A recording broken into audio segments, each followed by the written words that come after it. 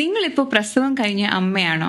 മാതൃത്വത്തിലെ പ്രസവരക്ഷ ചികിത്സയിലൂടെ പോസ്റ്റ്പാർട്ടം ഡിപ്രഷനും കുറയുന്നു.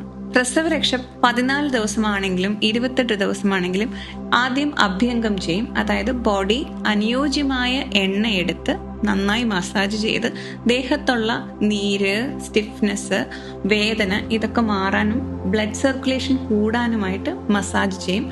അത് എത്ര ദിവസം വേണം എന്നുള്ളത് അമ്മയുടെ ശരീരത്തിനെ അനുസരിച്ചാണ് തീരുമാനിക്കുന്നത്. അഭ്യംഗം അല്ലെങ്കിൽ മസാജ് കഴിഞ്ഞാൽ അടുത്തത് ലേപനമാണ്. ലേപനം ചെയ്യുന്നതിന് അനുയോജ്യമായ ഹെർബൽ പൗഡേഴ്സ്, പൊടികളാണ് എടുക്കുന്നത്. മഞ്ഞൾ അനുയോജ്യമാണെങ്കിൽ മഞ്ഞളും എടുക്കും.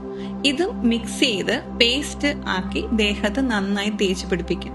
ഈ മസാജും ലേപനവും ശരീരത്തിലുള്ള ഡിസ്കളറേഷൻസ് മാറാൻ, ബ്ലാക്കിഷ് ഡിസ്കളറേഷൻ കഴുത്തിലും വയറിലും ഉള്ളത് മാറാനും, സ്ട്രെച്ച് മാർക്സ് റെഡ്യൂസ് ചെയ്യാനും, അതുപോലെ തന്നെ ഡെഡ് സെൽസ് ഒക്കെ എക്സ്പോളിയേറ്റ് ചെയ്യാനും ലേപനം സഹായിക്കും. അത് കഴിഞ്ഞാൽ ചെയ്യുന്നത് ഇലക്കിഴിയാണ്. പ്രസവരക്ഷയിൽ ഇലക്കിഴി വളരെ പ്രാധാന്യമുള്ളതാണ്. പ്രസവിച്ച അമ്മയ്ക്ക് നീരും വേദനയും കൂടുതലാണ്. കഴുത്തുവേദന, കൈവേദന, തോളുവേദന, അതുപോലെ നടുവേദന മിക്കവാറും അമ്മമാർ പറയുന്ന പ്രോബ്ലംസ് ആണ്. ഇലക്കിഴിയിൽ ഈ പെയിൻ റെഡ്യൂസിങ് ആയിട്ടുള്ള ലീവ്സ് എടുത്ത് ആവശ്യമുള്ള പൗഡർ അതിൽ മിക്സ് ചെയ്താണ് ലീഫ് ബണ്ടിൽ ഉണ്ടാക്കുന്നത്. ഇത് ദേഹത്ത് മസാജ് ചെയ്ത് ടാപ്പ് ചെയ്യുമ്പോഴത്തേക്കും സ്വെല്ലിംഗ്, പെയിൻ ഇതൊക്കെ റെഡ്യൂസ് ചെയ്യുന്നുണ്ട്.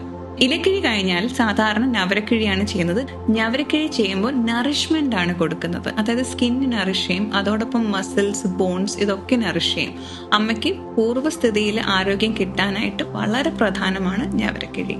പ്രസവരക്ഷയിൽ വളരെ പ്രാധാന്യമുള്ള ഒരു ചികിത്സയാണ് വേദകുളി. പ്രസവിച്ച സ്ത്രീകൾക്ക് ആവശ്യമനുസരണം അവർക്ക് താങ്ങാൻ പറ്റുന്ന ചൂടിൽ വേദവെള്ളം ദേഹത്തൊഴിച്ച് കുളിപ്പിക്കുന്ന രീതിയാണ് വേദകുളി.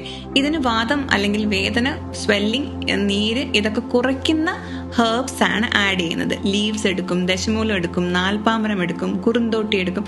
ഇതെല്ലാം ഇട്ട് ബോയിൽ ചെയ്ത വെള്ളത്തിലാണ് ഇവരെ കുളിപ്പിക്കുന്നത്. അബ്ഡോമിനൽ ബാൻഡിങ് അല്ലെങ്കിൽ വയറ് കെട്ടൽ പ്രസവം കഴിഞ്ഞ് പ്രസവരക്ഷയുടെ ഭാഗമായി വളരെ പ്രാധാന്യം അർഹിക്കുന്ന ഒന്നാണ്. കോട്ടൺ ക്ലോത്ത് വയറിൽ കെട്ടുമ്പോൾ അബ്ഡോമിനൽ മസിൽസിന് സ്ട്രെങ്ത് കിട്ടുന്നു.